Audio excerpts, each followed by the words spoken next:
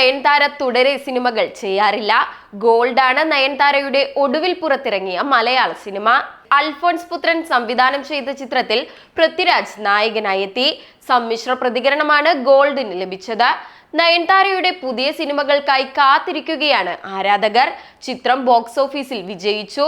നിവിനും നയൻതാരയും വീണ്ടും ഒരുമിച്ചെത്തുന്ന dear students എന്ന cinema അണിയറയിൽ ഒരുങ്ങുന്നുണ്ട്.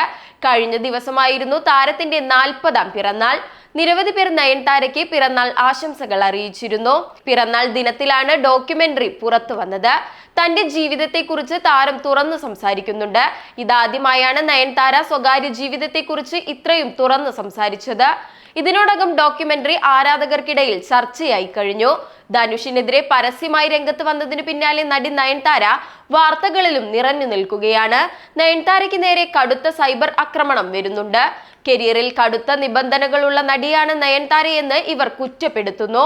എന്നാൽ കുറ്റപ്പെടുത്തുന്നവർക്ക് ചിന്തിക്കാൻ പറ്റുന്നതിനും അപ്പുറമാണ് നയൻതാരയുടെ താരമൂല്യവും തിരക്കുകളും. നയൻതാരയെ കുറിച്ച് ധ്യാൻ ശ്രീനിവാസൻ ഒരിക്കൽ പറഞ്ഞ വാക്കുകൾ ഇതിന് ഉദാഹരണമാണ്. ധ്യാൻ സംവിധാനം ചെയ്ത ലവ് ആക്ഷൻ ഡ്രാമ എന്ന സിനിമയിൽ നയൻതാര അഭിനയിച്ചിട്ടുണ്ട്. ഈ സിനിമയിലെ അനുഭവങ്ങളാണ് ധ്യാൻ ശ്രീനിവാസൻ പങ്കുവെക്കുന്നത്. സ്റ്റാർ ആണ് അവർ. കഥയും സിനിമയുമെല്ലാം പ്രധാനമാണ്. അതോടൊപ്പം അവരുടെ സ്റ്റാർഡവും ഉണ്ട്. അവരെ എങ്ങനെ നമ്മൾ കൊണ്ടു നടക്കുന്നു, പാമ്പർ ചെയ്യുന്നു എന്നതെല്ലാം വളരെ പ്രധാനമാണ്. കാരണം 100 കൂട്ടം കാര്യങ്ങൾ അവരുടെ ജീവിതത്തിലുണ്ടാകും. പാരലായി വേറെ സിനിമകൾ ഉണ്ടാകും. പല തിരക്കുകൾക്കിടയിലാകും അവർ വരുന്നത്. എന്റെ സിനിമ ചെയ്തുകൊണ്ടിരിക്കുന്ന സമയത്ത് മറുവശത്ത് വിശ്വാസം, ദർബാർ, സൈമ, നരഹിംസ റെഡ്ഡി തുടങ്ങി 4 സിനിമകൾ നടക്കുന്നുണ്ടായിരുന്നു. അതിനിടയിലാണ് എന്റെ പടത്തിന് വരുന്നത്. അതിൽ നിന്നൊക്കെ ഇവർക്ക് വിളികൾ വന്നുകൊണ്ടിരിക്കുകയാണ്. വളരെ ഫെഡപ്പായാണ് നയൻതാര വരിക. ധ്യാൻ അവർ വിളിച്ചുകൊണ്ടിരിക്കുകയാണ്. എന്താണ് ചെയ്യേണ്ടതെന്നറിയില്ല, ടെൻഷനിലാണ്.